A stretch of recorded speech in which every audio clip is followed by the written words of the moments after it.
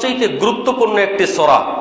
আমরা অধিকাংশ মানুষ জানি যে কিয়ামতের আগ মুহূর্তে একটা প্রাণী বের হবে, তার নাম দাজ্জাল।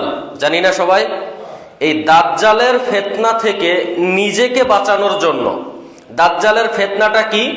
দাজ্জাল যখন প্রকাশ পাবে যে একজন জীবিত মানুষকে মেরে ফেলবে আর একজন মৃত মানুষকে আমার সামনে জীবিত করবে, এই দুইটা কাজই হচ্ছে একমাত্র আল্লাহ সুবহানাহু ওয়া তাআলার। বুঝাতে পারিনি? জীবিত মানুষ মারবে আর মরা মানুষ জীবিত করবে কে? আল্লাহ। কিন্তু এই ক্ষমতাটা আল্লাহ দাজ্জালকে দিবে। কেন দিবে? যাতে করে মানুষ দাজ্জালের ফিতনায় পতিত হয়, যাতে করে মানুষ আল্লাহকে বাদ দিয়ে দাজ্জালকে আল্লাহ বলে মেনে নেয়।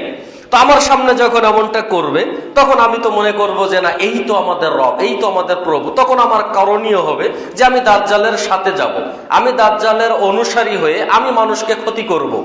তো মুহাম্মদ রাসূলুল্লাহ সাল্লাল্লাহু আলাইহি ওয়াসাল্লাম বলছেন, ওই সময়ে ওই দাজ্জালের ফিতনা থেকে বাঁচার জন্য তুমি যদি নিজেকে দাজ্জালের ফিতনা থেকে বাঁচতে চাও, তাহলে 18 নম্বর সূরা কাহাফের প্রথম 10 আয়াত নিয়মিত পড়তে হবে। নিয়মিত পড়তে হবে। তো প্রথম 10 আয়াত যদি আপনি নিয়মিত পড়েন, তো দাজ্জালের ভয়াবহ ফিতনা থেকে আপনাকে রক্ষা করবে কে? আল্লাহ।